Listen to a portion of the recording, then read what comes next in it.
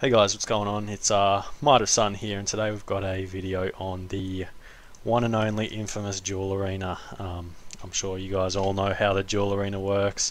We're going to be addressing particularly staking in this video, and we're going to be looking at probability and a few other different things, and how staking essentially doesn't, in the long run, doesn't really make your account a lot of money, or you don't lose a lot of money staking.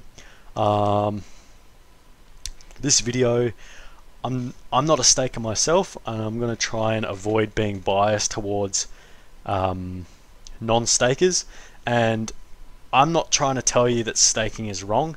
I'm just trying to shed light on a different perspective and talk about it from an unbiased view, if that makes sense. So without further ado, let's get into the video.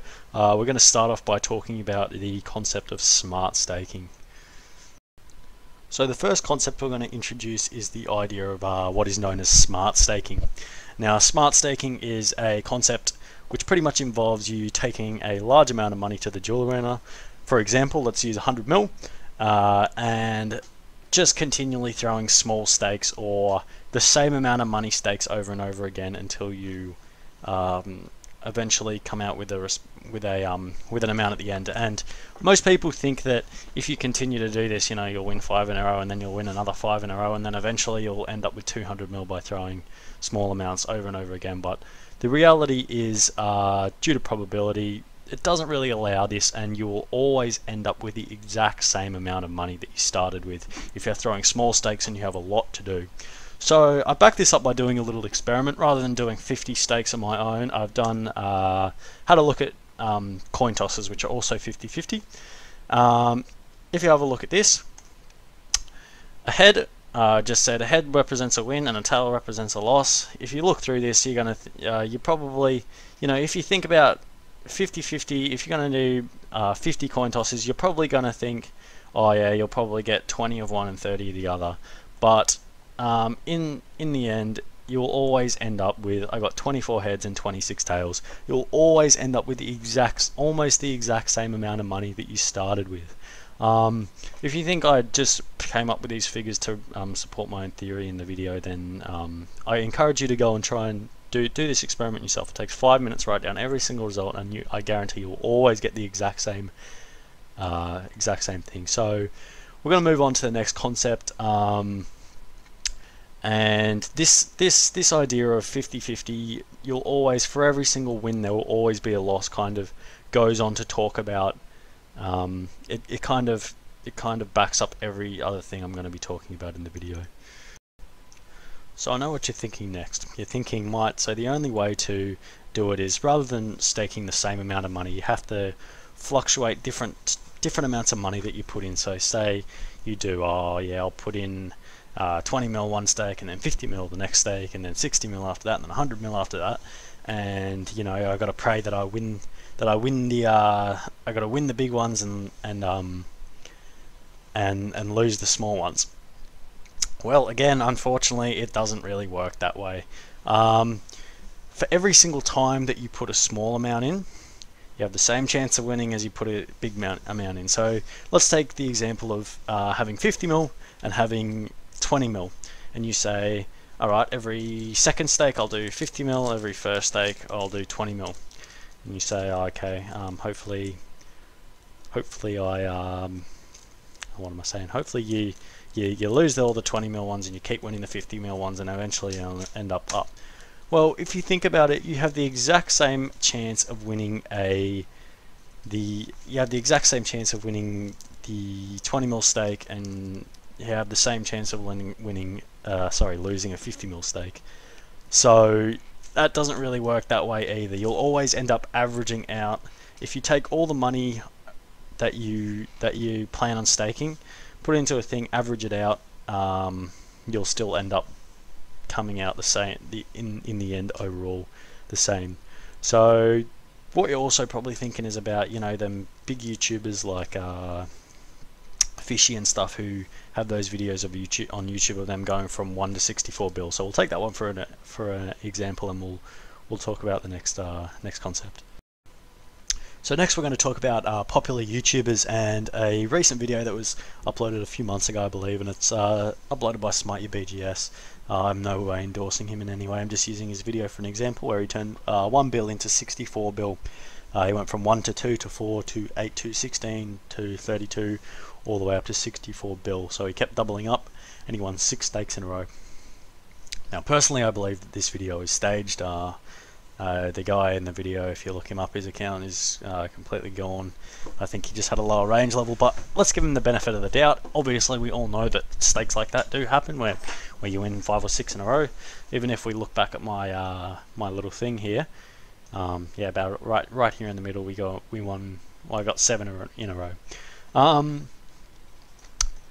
So the chance of this happening, from going from 1 bill to 64 bill, the chance of going from 1 bill to 2 bill is a 1 in 2 chance, right? 0 or 0.5, 50%.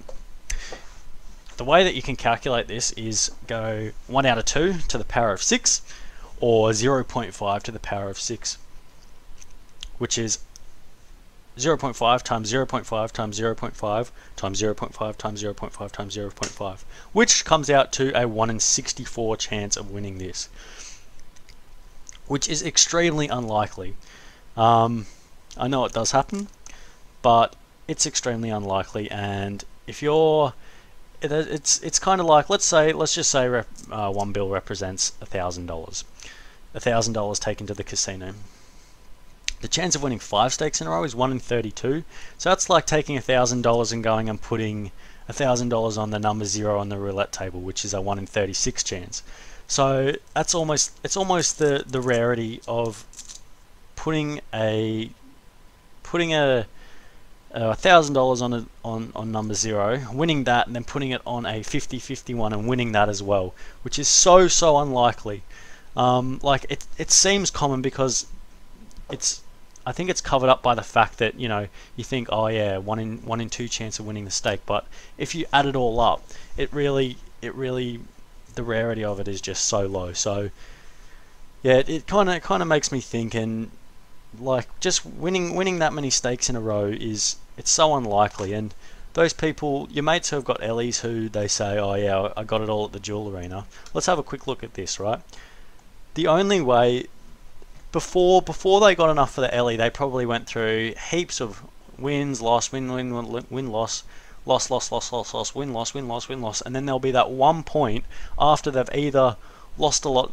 It'll be that one point after they have made no money or have lost no money, because they'll end up even, and then they go on a big streak, and then after that they walk and they never go back to the Jewel Arena. That's when that kind of situation happens. But I don't mean to generalize, but a lot of the people who go to the Jewel Arena generally always end up back there. And this is what happens after that. You go down here, you keep ending up even, you go even, and then you'll have that one point where you just lose, and you will get cleaned. And that's how it works. And then you'll go back the next time and you'll keep going even.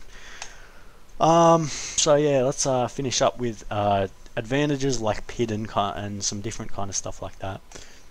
So the final thing I'm going to be addressing is PID, or advantages, but mainly just PID. So pretty much what PID is, I'm sure most of you know, is who gets the first hit and who gets the last hit, and it makes a big difference in the stake, because it's whoever gets, I think whoever has PID has an extra hit.